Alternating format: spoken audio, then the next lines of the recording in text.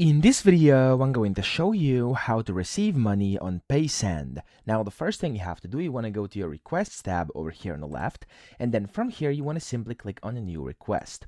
Now, when you do that, you first will have to type in the phone number of the person you are requesting money from. So just go ahead and select the country over here. You can search for it at the top as well, and then just type in their phone number and press continue. Now, when you do that, it's going to take you to the second step here, where basically you have to type in how much money you want to request. You can also select if you want USD or Euro. So for example, we're going to just do 100 euros over here, and then you have to press continue again. And then in here is where you basically have to put recipient's card number and then the expiry date or the expiration date.